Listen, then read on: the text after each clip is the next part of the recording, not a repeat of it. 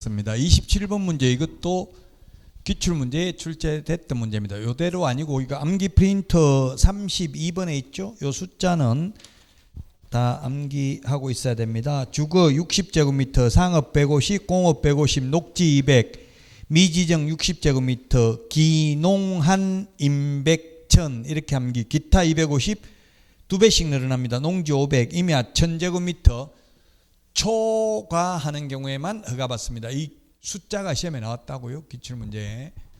자, 그래서 주거는 180이 아니고 지금 허가를 요하지 않은 기준면적 옳은 것 60이고요. 그 다음에 상업 150, 공업 150, 녹지 200이죠. 200. 미지정 60, 요게 맞네요. 5번. 기농한 임백천, 기타 250, 농지 500, 임야 1000제곱미터 초과하는 경우에 허가받습니다. 다만 이 기준면적의 10%에서 그 암기 프린터 32번의 까만 별표에 보면 10% 이상 300% 이하 범위 안에서 따로 공고할 수도 있다. 예를 들어서 투기가 성행하면 서울 같은데 집값 계속 올라가면 60제곱미터에 10%면 6제곱미터죠. 6제곱미터면 지분이 토지 지분이 2평만 넘어도 허가받게 만들 수도 있어요. 한 평이 3.3제곱미터잖아요. 6.6제곱미터가 2평인데요. 그렇게 정할 수도 있다고. 10%로 낮게. 심지어 지금 서울시장은 토지거래 허가가 아니라 건물취득 허가도 받게 만든다. 뭐 이런 것까지도 말이 나오더라고요. 근데 지금도 사실은 토지거래 허가지만 실제 토지와 건물을 같이 거래하려면 허가받아야 되죠. 건물만 취득하려면 허가 안 받지만 단독주택은 건물만 취득할 수도 있지만 아파트는 집합건물은 토지 지분과 같이 거래해야 되죠.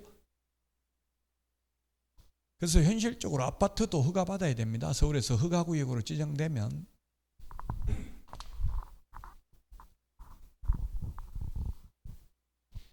답 5번입니다. 요거 숫자 암기해야 됩니다. 기출문제 출제됐고 2022년도 요 숫자가 개정됐습니다. 180에서 60으로 개정됐으면 완화된 겁니까? 강화된 겁니까? 강화된 거죠. 굳이 뭐 근데 공법 시험에 있는데 강화, 완화 이런 말이 나와요. 용적률을 완화하면 높여주는 게 완화하는 거죠. 강화는 낮추면 더 강화하는 것입니다. 지금 1기 신도시 분당이라든지 일산이라든지 이런 1기 신도시는 용적률을 완화시켜줍니다. 지금 그래서 분당 같은 데는 한 5만 가구를 더 공급한데 용적률을 완화시켜서 부피를 더 높여주니까 더 고층으로 지어가지고 지금 뭐 용적률이 200%가 채 안 되는데 분당이 있는데 약 200%인데 그걸 한 350%로 완화시켜준다는 이야기예요. 용적률을. 그 대신에 공공기여를 하게 합니다. 공공기여라는 것은 예를 들면 임대주택을 지어가지고 기부채납을 하거나 아니면 공원이나 이런 걸로 도로를 넓히거나 이렇게. 왜냐하면 사람들이 더 많이 살면 도로가 막히고 이럴 가능성이 많잖아요. 그럼 공공기여를 해야만 인센티브를 줍니다. 무조건 주는 게 아니고요.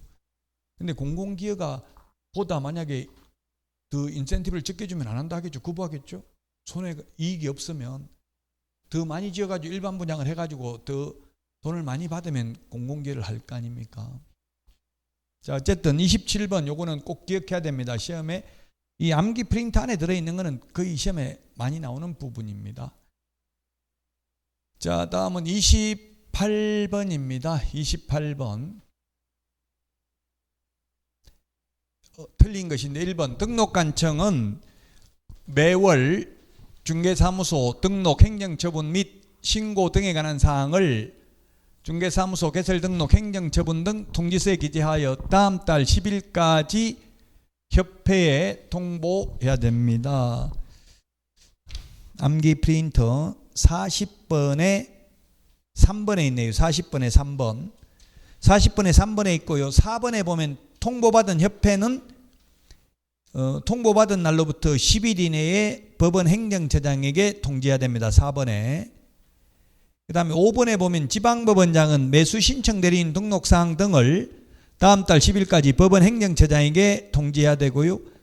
법원 행정처장은 다음 달 15일까지 협회에 통지해야 됩니다. 암기 프린터 49번에 4번에 있잖아요. 49번에 4번. 자, 그 다음에 2번입니다. 자격 정지 기간 중에 중개업무를 행한 경우 자격 취소 사유가 된다. 맞습니다. 자격 취소가 부양, 금고 이상, 집행유예, 부정한 망부로 부정한 망부로 자기취득, 양도되어 자격 정지 기간 중에 업무하거나 자격 정지 기간 중에 이중 소속이 되는 경우 금고 이상, 업무 관련 범죄로 금고 이상 집행유예만 받아도 자격 취소죠. 사기, 배임, 사문서 위조, 변조, 횡령, 범죄단체 조직 등으로 금고 이상 집행유예만 받아도 자격 취소입니다. 3번이 틀렸네요. 다운계약서, 업계약서 적으면 등록을 취소할 수 있고 취소 안 하면 업무 정지할 수 있고 소속 공개사 자격 정지 사유에는 해당되지만 자격 취소 사유는 아닙니다. 자, 그 다음에 4번에 이 법을 위반하여 업무정지 처분을 받은 후 그 위반 행위로 다시 300만 원 이상 벌금을 선고받는 경우에 등록 취소 사유에 해당된다. 맞습니다. 징역이나 벌금을 선고받기 전에 미리 업무정지할 수 있다고. 예를 들면 금지행위 하면 아까 말했지만 중개보수 초과해서 받으면 금지행위잖아요. 임의적 취소라고 돼 있죠. 그러니까 임의적 취소 안 하면 업무정지할 수 있습니다. 암기 프린트 11번. 근데 재판 받아가지고 300만 원 이상 벌금이 확정되면 그때는 결격 사유니까 취소를 또 해야 되죠. 맞습니다. 4번. 5번 중개행위를 한 소속공개사가 그 중개사물 확인설명서에 서명 및 날인하지 않는 경우는 소공은 자격정지, 개공은 업무정지입니다. 시험에 이런 것도 출제됐습니다. 업무정지 사유에 해당되면서 또한 자격정지 사유에 해당하는 것은, 해당하는 것이 아닌 것은, 해당하는 것으로 틀린 것은 이렇게 시험에 나왔다고요. 그럼 뭐가 있어요? 계약서 확인설명서에 서명 및 날인하지 않는 경우, 인장등록 위반한 경우, 자격정지, 업무정지 사유 모두 해당됩니다. 자, 그래서 3번이 정답이 되겠습니다. 3번.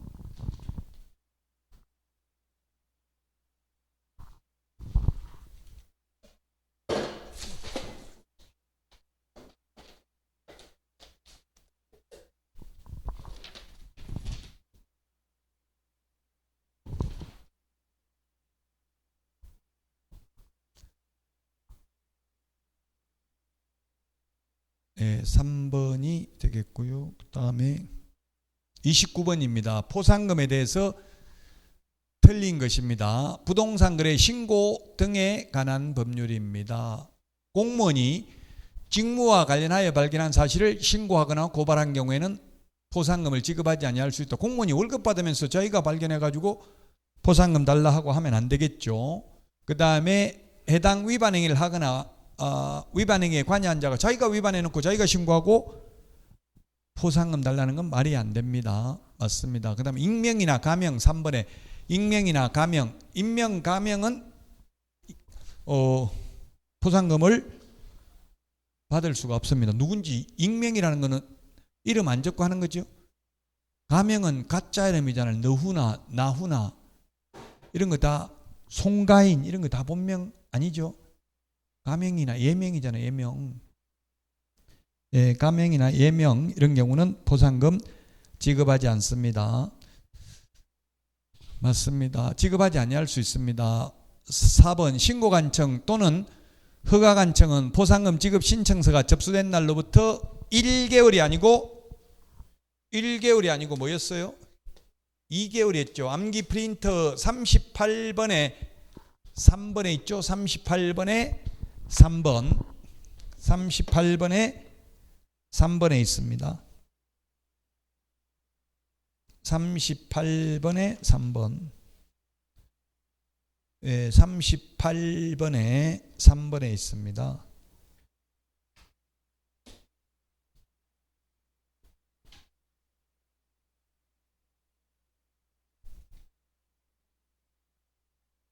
(38번에) 3번에 있습니다. 2개월입니다. 공인중개사법은 결정일로부터 1개월이라고 했죠. 공인중개사법은 결정일로부터 1개월, 부동산거래 신고 등에 관한 법률은 접수된 날로부터 2개월. 이런 숫자는 암기해야 됩니다. 논리적으로 왜 1개월이냐, 왜 2개월이냐, 그냥 법조문에 그렇게 되어 있으니까 암기할 수밖에 없습니다. 자, 그 다음에 5번 신고관청 또는 허가관청은 자체 조사 등에 따라 포상금 지급 대상에 해당하는 위반 행위를 알게 된 때에는 지체 없이 그 내용을 부동산 정보 체계에 기록하여야 합니다. 답 4번이 되겠습니다. 부동산 거래 신고 등에 관한 법률은 접수된 날로부터 2개월이네. 그 다음에 공인중개사법은 결정일로부터 1개월 이내 포상금을 지급해야 됩니다. 자, 다음은 30번입니다. 이행강제금입니다. 이행강제금은 10% 범위 내에서 10% 범위 내에서 대통령령으로 정하는 금액인데요. 방치하면 10%, 임대하면 7%, 이용 목적을 변경하면 5%, 기타 7%를 부과합니다. 이행강제금 부과에 대한 이의신청은 30일 이내입니다. 암기 프린터 35번에 동그라미 8번에 있습니다. 35번에 동그라미 8번. 35번에 동그라미 8번. 농지법 토지거래 허가 이행강제금 이의신청이라고 적혀져 있죠. 35번에 8번.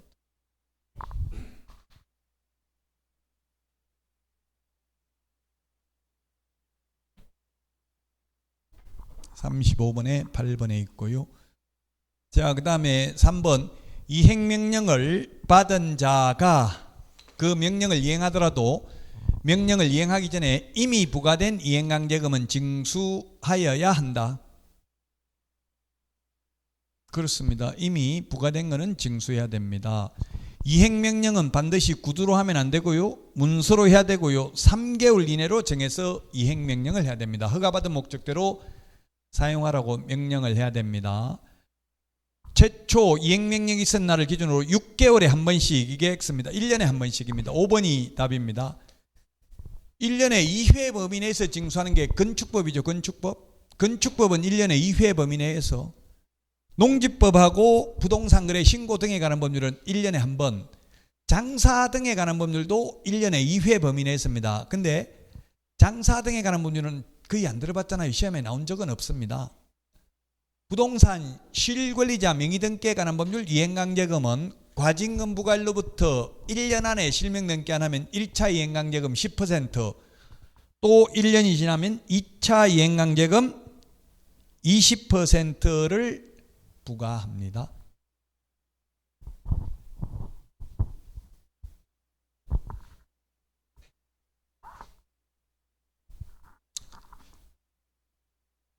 (5번이) 정답이 되겠습니다. 자, 다음은 31번입니다.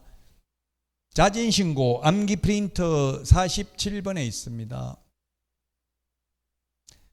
자, 거래대금 지급 증명할 수 있는 자료 외의 자료를 제출하지 아니하거나 거짓 제출한 자는 자진신고에도 감경 면제받을 수 없다. 암기 프린터 47번. 자진신고에도 면제 감경 받을 수 없는 거 6가지 적어놨잖아요. 거기에 동그라미 4번에 있죠. 4번. 외의 자료 제출하지 않는 경우. 맞습니다.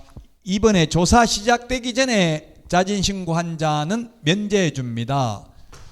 이번에 조사 시작되기 전이면 면제해 줍니다. 맨 밑에 까만 별표 첫 번째 있죠. 그 다음에 조사 시작된 후에는 50% 깎아줍니다. 조사 시작되기 전에는 면제해주고 조사 시작된 후에는 50% 깎아줍니다. 신고관청의 담당 공무원은 자진신고자 등의 신원이나 제보 내용, 증거자료 등을 해당 사건의 처리를 위한 목적으로만 사용하여야 하며 제3자에게 누설하여서는 아니 된다. 누가 신고했는지 알려주면 안 되겠죠. 제3자한테. 그 다음에 자진신고한 날로부터 과거 1년 이내에 자진신고를 하여 2회가 아니라 암기 프린트 47번에 맨 밑에 3회 이상 감경 면제받고 네 번째 자진신고한 사람은 1년 이내에 완전 상습범이기 때문에 면제 주지 않는다는 이야기입니다. 3회입니다. 암기 프린트 47번 맨 밑에 있습니다. 그래서 5번이 정답이 되겠습니다. 5번이 정답이 되겠습니다.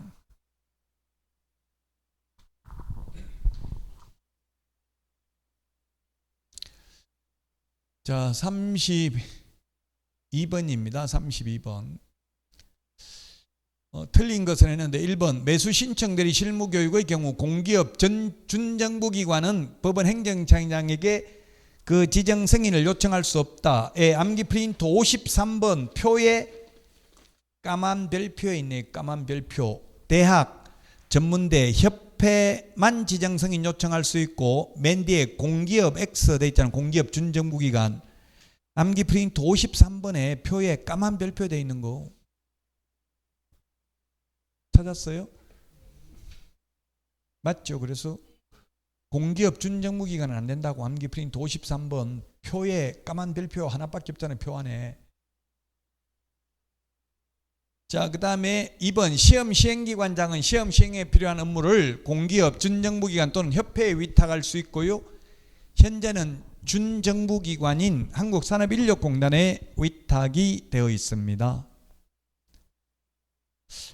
여러분들 생각에는 산업인력공단이 지금 적자겠어요? 흑자겠어요? 이게 28,000원인가 받는 거, 이게 응시인원 수 곱해보면 지금 한 15만 명 정도는 한 20, 정확하게 지금 돈 받는 사람이 아마 15만 명은 넘을 것 같은데 15만 명 곱하기 28,000원 해보세요. 얼마나 되는지 돈이. 그럼 적자겠어요? 흑자겠어요? 산업인력공단? 예? 적자입니다. 인터넷에 치보면 재무상태 나와 있어요. 적자예요. 돈 받은 거 이것만 하면 남겠죠. 딱 이것만 하면 직원들 월급 주고 이런 거 해야 되잖아요. 딱 시험 하는 데만 쓰면 안 적, 예? 예. 근데 적자, 인터넷에 치보면 다 재정 상태 다 나와 있어요. 적자가 엄청 심하더라고요. 공기업 준정부기관 다 적자예요. LH도 다 적자야. 엄청나게 적자라고. LH 같은데. 적자라도 LH 적자라도 내년에 예산 가지고 다 땡겨가지고 지금 미리 상여금 이런 거 다 뭐 하여튼 뭐 지급한다더라고요. 어쨌든 공기업 준정부기관 이런 거는 거의 다 적자예요. 왜냐면 남으면 정부에서 돈 안 주거든요. 모자라야 없어요. 모자라야 자꾸 주지. 예산 같은 거 남고 안 쓰면 다음엔 안 준다고. 필요 없는데 뭘로 가져가냐 이렇게 하니까 무조건 적자 내야 돼요. 그러니까 보도블록 이런 거 뭐 심심하면 뒤집어버리고 그러잖아요. 돈 쓸 데 없으면 다 써야 되니까. 어째도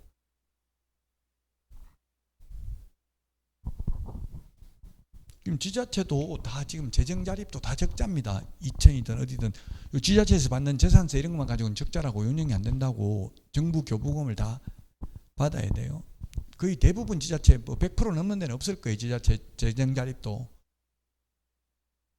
강남 모르겠어요. 강남도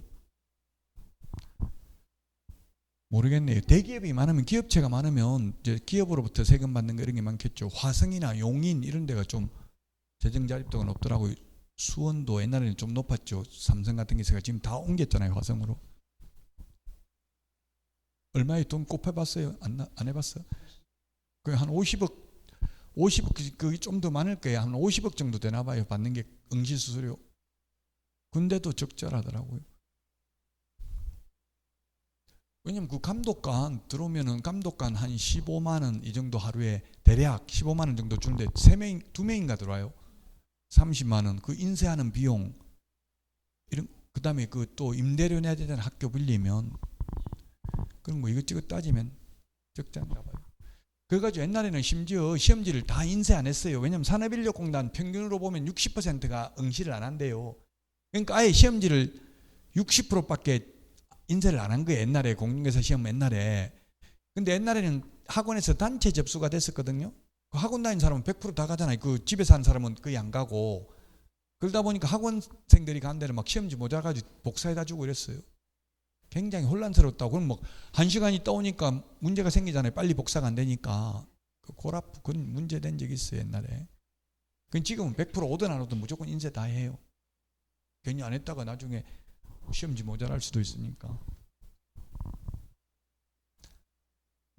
자, 그 다음에 시도의사는 실무교육, 직무교육, 연수교육에 관한 업무를 부동산학과가 개설된 학교에 위탁할 수 있다. 교육은 대학, 전문대, 학교, 공기업, 준정부기관 전부 다 위탁할 수 있습니다. 시험 업무는 대학에 위탁할 수 없습니다. 매수 신청들이 실무교육은 공기업, 준정부기관은 지정승인을 요청할 수 없습니다. 자, 시도지사 또는 시험 시행기관장은 업무를 위탁한 때에는 위탁받은 기관의 명칭, 대표자 및 소재지와 위탁 업무 내용 등을 관보에 고시해야 됩니다. 자, 그 다음에 실무교육 이런 걸 위탁받은 기관은 면적이 100제곱미터 이상인 강의실을 1개소 이상 확보해야 된다. 100제곱미터가 아니라 50제곱미터죠. 50제곱미터. 50제곱미터 뭐예요? 5m, 10m 하면 되겠죠. 50제곱미터. 우리 5m, 10m 이런 식으로 50제곱미터. 우리 요 강의실 요 정도는 확보해야 되겠네요. 50제곱미터면. 50제곱미터가 너무 아파트 5구제곱미터 해봐야 25평이잖아요.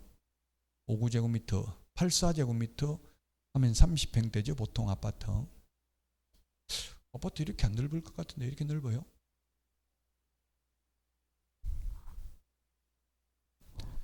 자, 100제곱미터가 아니라 50제곱미터입니다. 지금 표준 건축비가, 기본 건축비가 거의 평당 700만 원 정도 하더라고요. 제곱미터당 200만 원이 넘더라고요. 거의 땅가까지 하면은 이제 분양가가 웬만한 데는 거의 5억 원 넘는다고 봐야 돼. 84제곱미터는.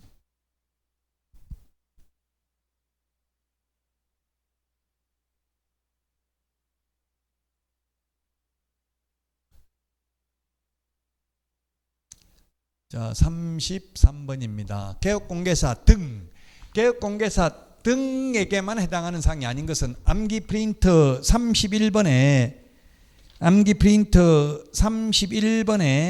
맨 밑에 보면 까만 별표 1번 개공 등은 예금이 비결, 예방교육, 금지행위, 이중소속, 비밀준수, 결격사유. 요건 개공 등이죠. 개공 등이란 개공, 소공, 보조원, 임원, 사원을 개공 등이라고 합니다. 암기 프린트 31번에 있습니다. 그래서 답은 1번입니다. 요거는 1번, 요거는 어디 있어요? 암기 프린트 11번 맨 밑에 보면 암기 프린트 11번이 개공 등의 금지행위잖아요. 개공 등의 금지행위인데 9번까지만 개공 등의 금지행위고 맨 밑에 까만 별표 이거는 누구든지 이렇게 적어놨죠. 암기 프린트 11번에 맨 밑에 까만 별표 누구든지라고 돼 있잖아요. 개공 등이 아니잖아요. 개공 말고도 입주자, 커뮤니티, 동대표, 분여회 이런 게 다 포함될 수 있다고. 누구든지니까 1번은 누구든지입니다. 누구든지. 안내문, 온라인 커뮤니티 등을 이용하여 특정 가격 이하로는 중개 의뢰하지 않도록 유도하는 행위를 하여서는 아니 된다. 그러니까 저도 이게 입예협이라고 있더라고. 입주 예정자 협의회 이렇게 모임을 만들어가지고 네이버 카페 만들었는데 거기 들어가 보니까 뭐 지금 이제 우리도 입주할 때 얼마 안 남았는데 먼저 입주한 단지 지금 시세가 얼마더라 이런 걸 자꾸 올린다고. 그러면 그런 정보를 받으니까 더 싸게는 안 내놓을 거 아니에요. 그 옆에 단지 지금 얼마 거래되고 있다. 시세 얼마다 이렇게 올려주더라고요. 뭐 담합해가지고 얼마 이하로는 팔지 말자 이런 소리는 하면 처벌받으니까 이제는 공식적으로 할 수는 없죠. 사람이 많다 보면 내부 분열이 일어나서 그 내부에서 고발할 수도 있는 거거든요. 이거는 뭡니까? 2번은 이중소속이고요. 그 다음에 3번 비밀, 예금이 비결, 비밀준수. 그 다음에 4번은 금지행위, 5번은 예방교육. 암기 프린터 31번 맨 밑에 예금이 비결 5개, 개공 등에게 해당하는 것이 아닌 것은 1번입니다. 1번. 그래서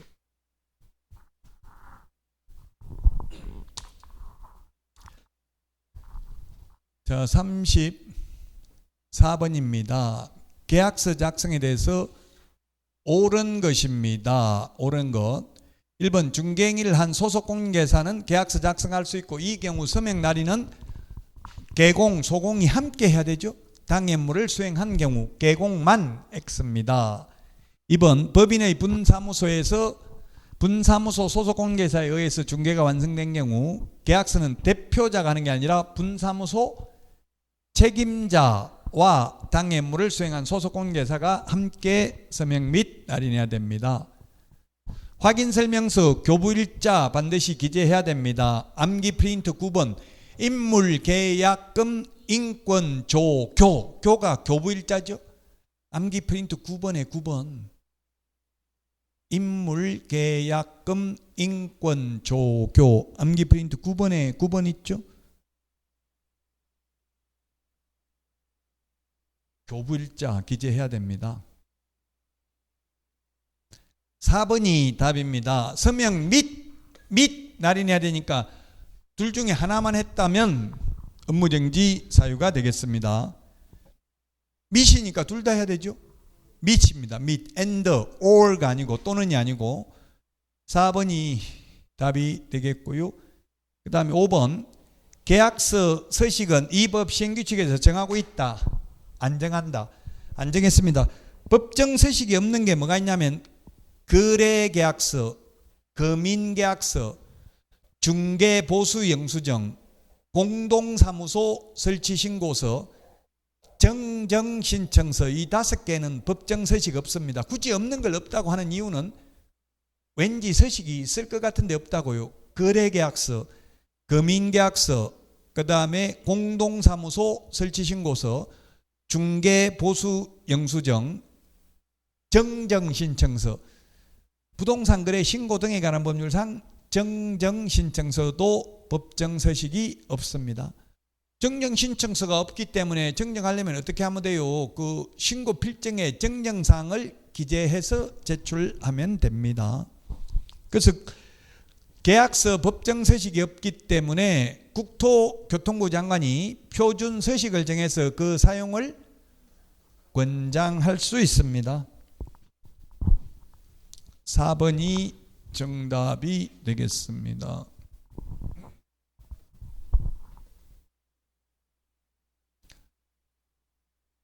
자, 그 다음에 35번 틀린 것입니다. 틀린 것.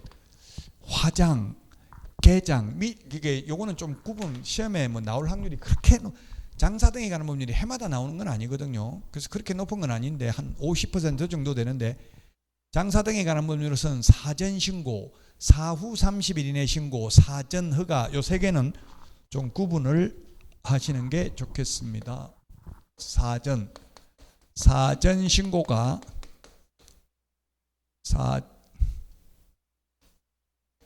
사전 신고가 뭐가 있어요?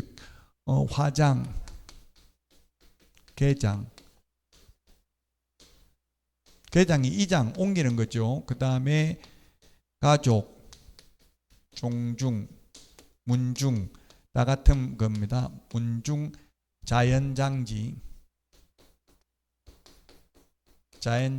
설치 신고는 사전 신고.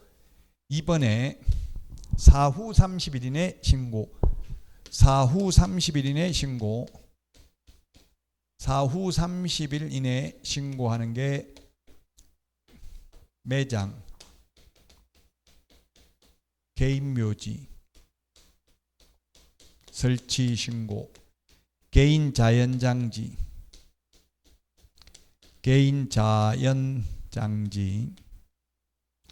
설치 신고는 사후 30일 이내고요. 그 다음에 미리 허가 받는 거, 미리 허가, 사전 허가. 허가는 다 사전 허가지 사후 허가는 없죠. 사전 허가, 가족묘지, 종중묘지, 종중, 문중은 같은 말입니다. 종중, 문중.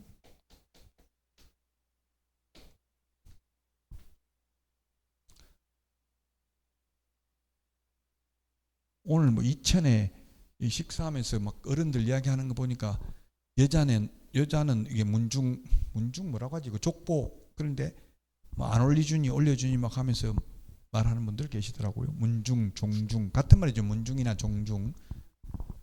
요즘은 여자분들도 거의 다 법적으로는 종원이 될 수 있습니다. 여자분도 판례에 의하면 민법 종원이 될 수 있죠. 옛날에는 남자들만 했었잖아요. 여자도 가능하고 우리나라는 부계성이든 모계성이든 아무거나 선택해도 돼요. 혼인신고할 때 미리 정하기 나름이래. 부계성을 선택하겠다. 모계성, 엄마성을 따를 수도 있다고요. 제 손주는 모계성을 따랐어요. 제 딸성을 따랐어요. 저하고 성이 똑같아요. 외손주인데. 그 뭐 어때서요? 그래서 내가 시집에서 시아버지는 한번 왔냐 해놓고 이러니까 딸이 나이가 너무 많아서 못 온다 이러더라고요. 나이 몇 살인데 물어보니까 아버지보다 한 두세 살 더 많을 거예요 이러더라고요. 그러더라고요. 자, 가족묘지, 문중묘지, 그 다음에 법인묘지,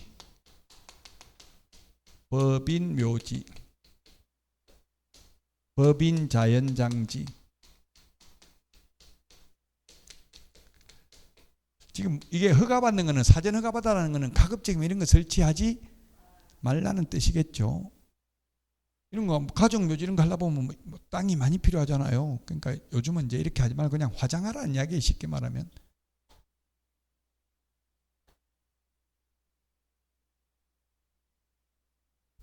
자, 그래서 이건 해마다 나오는 건 아닙니다. 한 50% 정도 된다고 했죠. 개인 자연장지 사후 30일 이내 신고고요. 가족 자연장지, 문중 자연장지 미리 신고해야 되고요. 법인 자연장지 미리 허가받아야 되고요. 가족 종중 문중 법인 묘지는 미리 허가받아야 됩니다. 즉 사전 허가, 사전 신고, 사후 신고 이런 건 좀 구분을 해둘 필요는 있어요. 자, 36번 매수 신청 대리인 규칙 틀린 것입니다. 법원에 매수 신청 대리인으로 등록된 개업공개사가 매수 신청 대리인 위임을 받은 경우 민사집행법에 따른 공유자 우선 매수 신고를 할 수 있다. 공유자 우선 매수 신고 가능합니다. 구임대주택법에 의한 임차인 우선 매수 신고도 할 수 있습니다. 할 수 없는 게 뭐라고 했어요? 소송 대리는 안 된다고 했죠? 명도 소송, 배당이의 소송, 항고 소송, 기일 변경 신청 이런 소송 절차는 변호사가 대행합니다. 업무 정지 기간은 1월 이상 2년 이하. 그 암기 프린트 20번, 암기 프린트 20번에 맨 밑에 까만 별표 매수 신청 대리 업무 정지는 1월 이상 2년 이하라고 있죠. 20번의 맨 밑에. 20번의 맨 밑에도 있고요. 또 1월이 어디 있어요? 1월이 45번에 2번에도 있죠. 45번에 2번. 45번에 2번에도 있습니다. 공인중개사법상 업무정지는 6개월이 하죠. 공인중개사법상 업무정지는 6개월이 합니다. 3번이 틀렸네요. 3번이 매수 신청 그 암기 프린터 53번 표, 아까 암기 프린터 53번 표 까만 별표에 보니까, 까만 별표 위에 보니까 뭐라고 돼 있어요? 법원 행정처장이 지정하는 교육기관이죠. 기출문제 지문입니다. 이거 3번 지방법원장이 아니라 법원 행정처장이 지정하는 교육기관에서 교육을 받아야 됩니다. 자, 그 다음에 4번 매수 신청 대리인이 되고자 하는 개업공개사는 위임인에 대한 손해배상 책임을 보장하기 위한 보증보험 공제 가입하거나 공탁을 해야 된다. 맞습니다. 3번이 틀린 정답이 되겠죠. 되고자 하는 경우 암기 프린터 56번에 동그라미 3번에 있습니다. 56번에 동그라미 1번하고 3번을 비교해야 되죠. 중개사무소 개설 등록은 미리 하는 게 아니라 등록 후 업무 개시 전에. 매수 신청 대리인 등록은 미리 해야 된다고. 미리 사전에. 되고자 하는, 이 말이 미리 하는 거잖아요. 되고자 하는, 개업공개사는 했으니까. 자, 5번 매수 신청 대리인은 매수 신청 대리업을 휴업, 폐업, 재개하고자 하는 경우 감독법원에 미리 신고해야 된다. 미리 신고인데요. 다만 우리 중개업을 휴업 3개월 초과해서 중개업을 휴업하고자 하는 경우에는 등록관청에 미리 신고하잖아요. 중개업을 휴업한 경우에 매수 신청 대리인 등록도 되어 있다면 지방법원장에게 사후 10일 이내에 신고해야 되죠. 매수 신청 대리를 휴업하고자 하는 경우 미리 해야 되고요. 조금 달라요. 이게 중개업을 3개월 초과해서 휴업하고자 하는 경우 미리 등록관청에 신고해야 된다고요. 그 신고한 사항을 매수 신청 대리인 등록도 했다면 지방법원장에게는 사후 10일 이내 한다고. 그 10일이라는 거. 암기 프린트 40번. 40번에 동그라미 8번. 40번에 동그라미 8번 한번 보세요. 암기 프린트. 40번에 동그라미 8번. 등록관청에는 3개월 초과해서 휴업하려면 미리 신고해야 되잖아요. 그걸 지방법원장한테는 또 사후 10일 이내 한 번 더 신고해야 된다고요. 매수신청 대리인 등록도 했다면. 그러나 매수신청 대리 업무를 3개월 초과해서 휴업하고자 하는 경우에는 지방법원장에게 미리 신고해야 된다고요.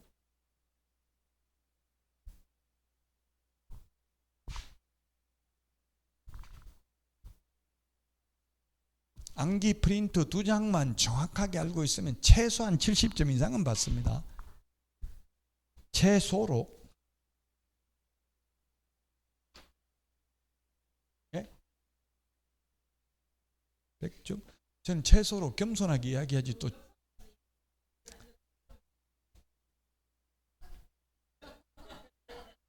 56번까지 있어요. 56번까지 있는데 10번까지만 있으면 560개죠. 근데 지금 10번까지만 있는 게 아니고 20번까지 있는 것도 그 15번까지 있고 그러니까 거의 정확하게 세보지는 않았는데 한 700개 정도는 되지 않을까 하는 생각이 들어요. 대략. 그럼 200개, 지문이 200개 정도 시험에 나오거든요. 40문제니까 오지선다용을 나오면 200개니까 이게 한 3배수 정도밖에 안 돼요. 4배수도 안 돼요. 시험에 나오는 거의 3배수. 최소한 3배수는 공부해야 되죠.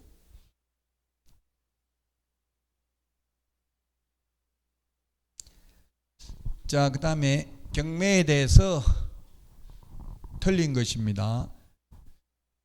부동산에 대한 압류는 채무자에게 경매 개시 결정이 송달된 때 또는 그 결정이 등기된 때에는 효력이 생깁니다. 맞습니다. 기출문제 지문입니다. 경매는 기출문제 지문 위주로 하는 수밖에 없습니다. 매각 방식은 호가 경매, 기일 입찰, 기간 입찰 3가지 방법입니다. 2가지 방법이다. X로 시험에 나왔어요. 현실적으로는 호가 경매는 안 합니다. 호가라는 게 뭐예요? 불을 호자 가격 가자. 한 명이 1억 하니까 옆에서 1억 1천, 1억 2천, 나 그럼 1억 3천 이렇게 올라가는 방식이 호가 경매죠.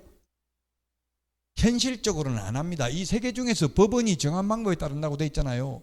3개 중에서 호가 경매는 해도 되고 안 해도 된다고 무조건 해야 되는 거 아니고 현실적으로 하지는 않고 있지만 이론적으로 할 수는 있다. 지금 부동산에 대해서는 호가 경매를 안 하고 유체동산에 대해서는 호가 경매해요. 빨간 딱지 붙여가지고 뭐 텔레비전이나 냉장고, 가전제품 그 이혼 숙녀 캠프에 나오니까 가전제품은 500만 원이래. 그 친정엄마가 사줬다고 다 자기가 가겠다 하더라고요. 그걸 특유재산이라고 하죠. 특유재산. 배우자의 기여가 전혀 없는 거 공유재산이 아니고 특유재산은 원칙적으로 재산분할 대상이 아니에요. 로또 걸려서 당첨금 이거는 특유재산이에요. 재산분할 대상이 아니에요. 그래서 로또 걸리면 이혼 많이 하잖아요. 안 줘도 되니까 배우자한테.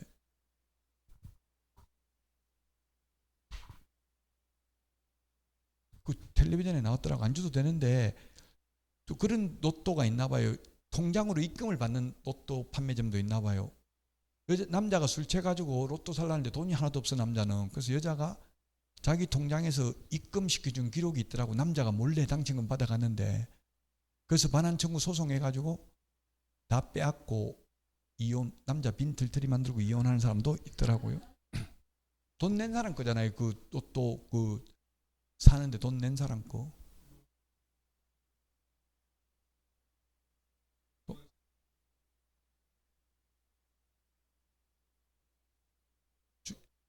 수령하냐고? 돈 낸 사람이 소유자라니까. 예?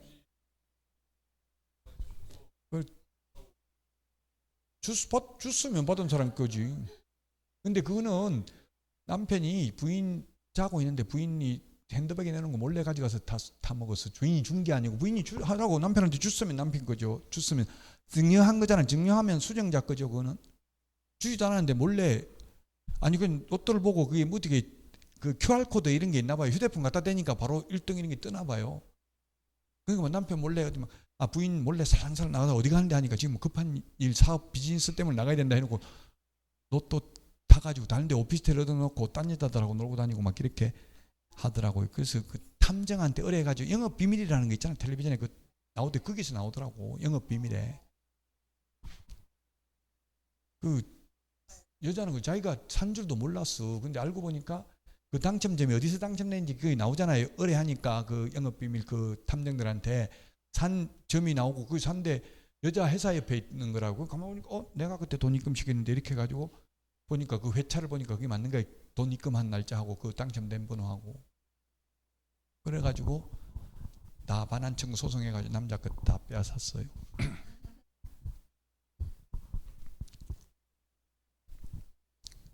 자, 그 다음에 배당 요구에 따라 매수인이 인수해야 할 부담이 바뀌는 경우 배당 요구를 한 채권자는 배당 요구의 종기가 지난 뒤에는 이를 철회하지 못한다. 종기가 마지막 기일이 종기죠. 종기. 배당 요구의 종기가 언제까지 하라 했는데 그때까지 안 했으면 철회하지 못합니다. 왜냐하면 철회를 해버리면 어떤 일이 생겨요. 최선순위 세입자가 최선순위 전세권자 이런 경우는 최선순위 전세권자는 배당 요구하면 말소되죠.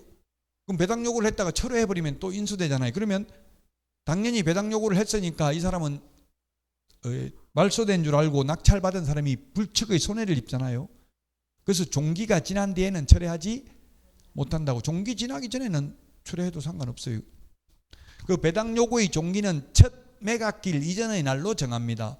그럼 처음에 입찰을 할 때 입찰하는 사람들은 최선순위 전세권자가 배당 요구했는지 안 했는지 알 수 있는 상태에서 입찰에 참여할 수 있습니다. 4번 기일 입찰에서 매수 신청 보증 금액은 매수 가격의 10분의 1로 한다. 매수 가격 이게 틀렸죠?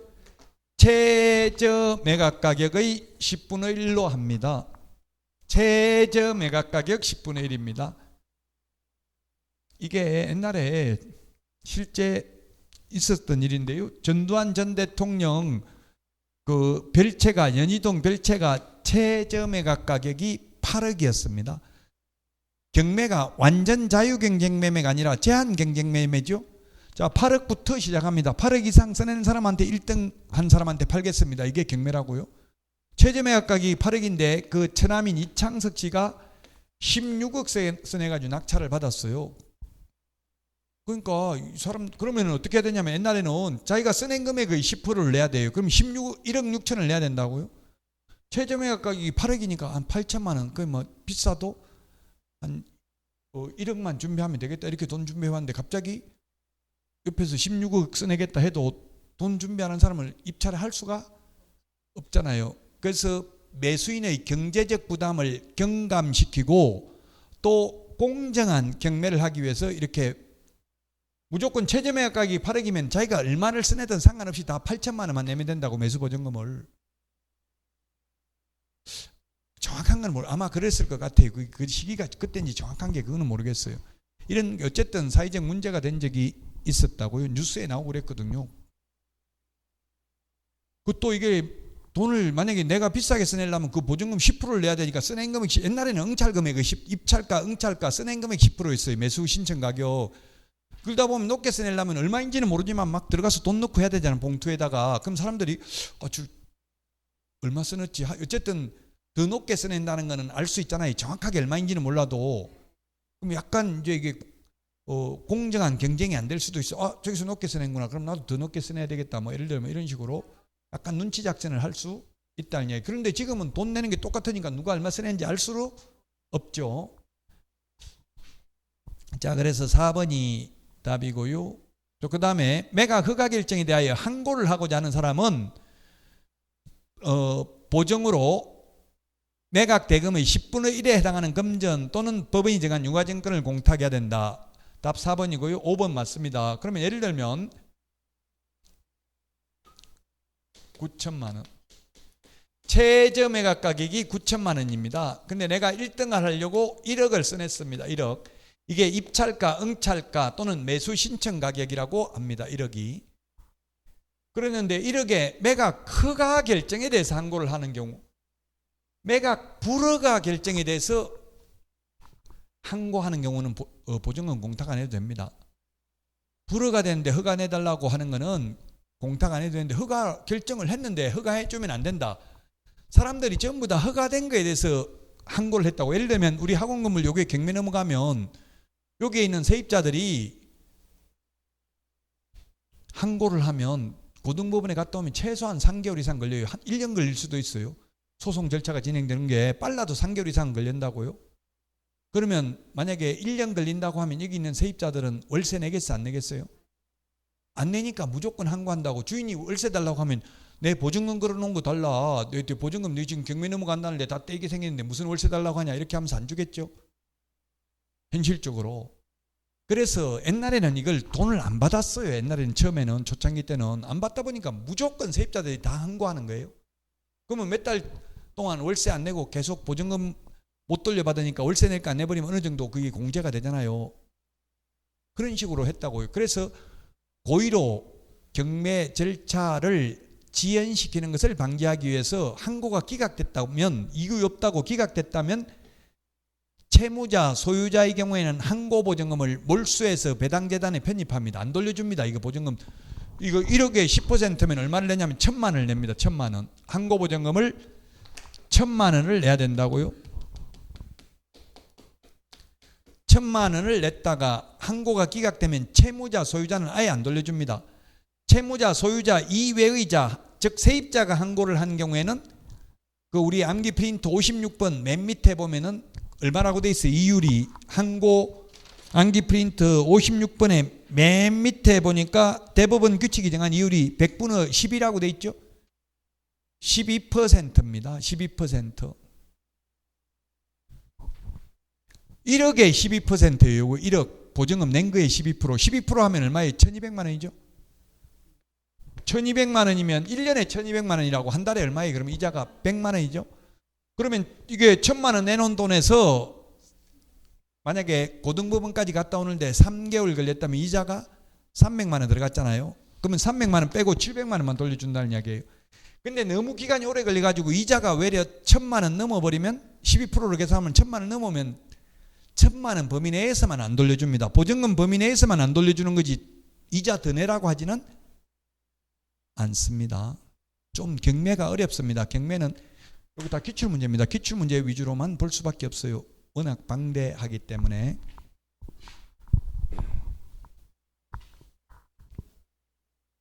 그래서 4번이 정답이 되겠습니다. 자, 38번입니다. 임차인으로부터 받는 보수입니다. 임차인 곱하기 1을 해야 되죠. 쌍방으로부터 받는 것은 합계는 이렇게 하면, 자, 보증금 1,500만 원 더하기 월세 30만 원 곱하기 100 하면 3,000만 원. 4,500밖에 안 되니까 곱하기 100을 하는 게 아니라 70 해야 되죠. 70.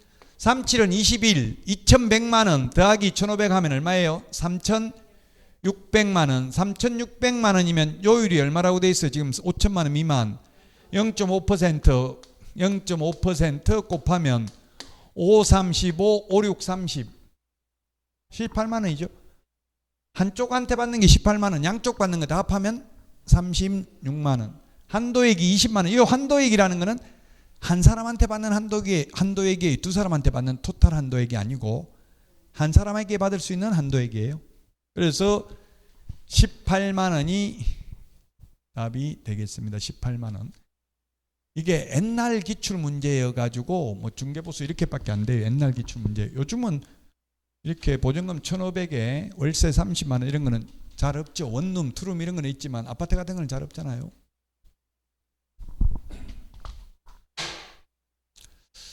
자, 39번. 요거는 지금 39번까지 중에서는 요게 최고 어렵네요. 요거는 기출문제 아닙니다. 요거는 제가 낸 거고요. 그래서 어렵습니다. 실제 시험에 이렇게 어렵게까지는 안 나옵니다. 그 말은 무슨 말이냐면 지금 둘, 넷, 6개인데 6개까지 안 나오고 보통 기출문제는 4개 아니면 3개 이렇게 나와요. 박스에. 저는 좀 공부하라고 조금 어렵게 낸 거고요. 자, 먼저 포상금 지급 대상. 암기 프린트 28번에 있습니다. 포상금 지급 대상. 암기 프린트 28번에 보니까 밑에 그 짓, 해, 임, 허가. 그 짓, 해, 임, 허가. 그 짓. 요거 포상금 지급 대상이네요. 포상금 지급 대상이고요. 그 짓. 계약 체결하지 않았음에도 불구하고 포상금 지급 대상 맞고요. 그 다음에 거짓, 해임, 해제되지 아니하였음에도 불구하고 거짓으로 해제한 경우, 해제 신고한 경우 포상금 지급 대상 맞고요. 그 다음에 거짓, 해임, 임대차 신고 거짓으로 한 경우 포상금 지급 대상 맞네요. 그 다음에 허가, 변경 허가 받지 아니한 경우 이거는 포상금 거짓, 해임, 허가. 거짓, 해임, 허가. 이것도 포상금 지급 대상 맞네요.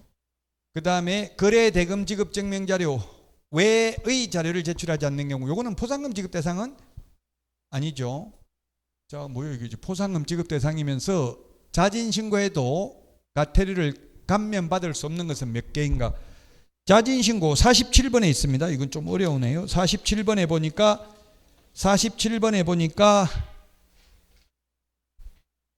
그 짓 거래 지금 뭐예요? 지금 포상금 지급 대상이면서 과태료를 감면받을 수 없는 것.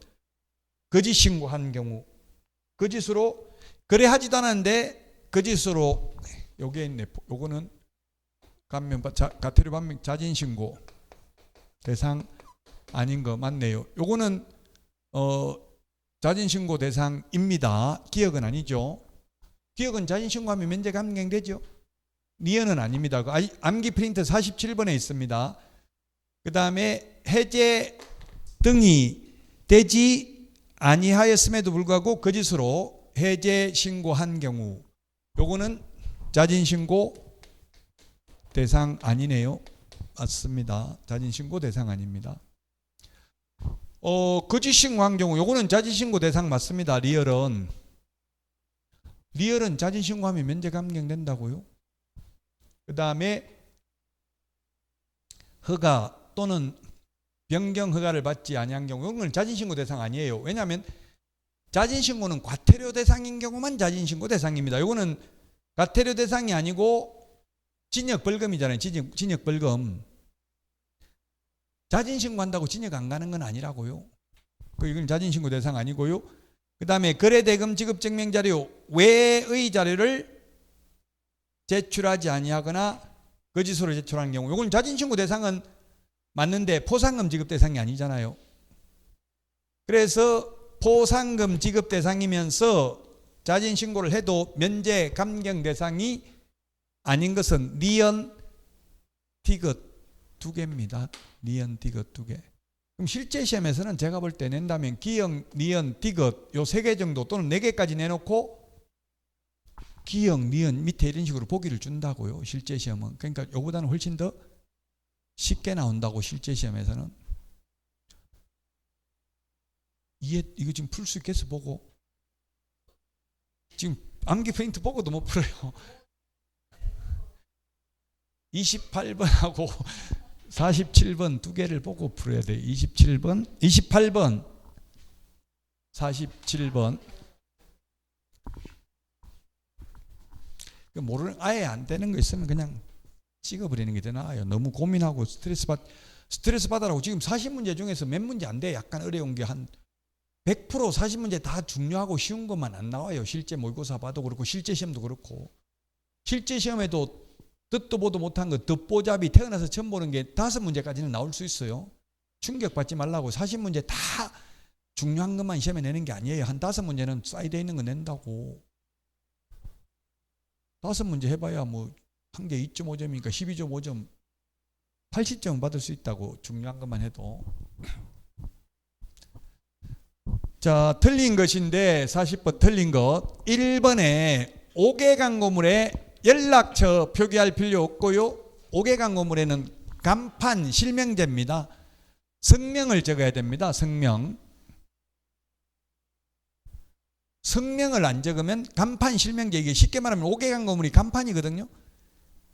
근데 이게 또 헷갈리는 게 다니다 보면 간판에 연락처 다 적혀 있어요? 안 적혀 있어요?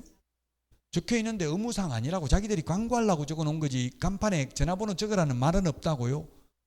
성명을 적으라고 돼 있어. 간판 실명제. 그래서 1번이 틀린 정답입니다. 보조원 이름 적으면 100만 원 이하의 과태료입니다. 그 다음에 3번에 부당한 표시광고, 허위매물, 미끼매물, 낚시매물, 가짜매물 올리면 500만 원 이하의 과태료입니다. 개공 아닌 자가 표시광고하면 1년 이하의 징역이나 1000만 원 이하의 벌금입니다. 5번 정당한 사유 없이 개업공개사 등의 중개사물에 대한 정당한 표시광고를 방해하는 행위는 3년에 3천만 원입니다.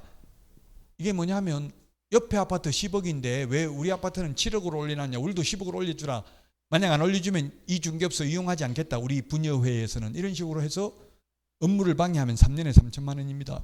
자, 지금 문제가 광고라는 말이 들어가는 게 3년에 3천만 원, 1년에 1천만 원, 500만 원 이하의 과태료, 100만 원 과태료 모두 다 해당될 수도 있다. 다 광고라는 말 들어가잖아요. 광고.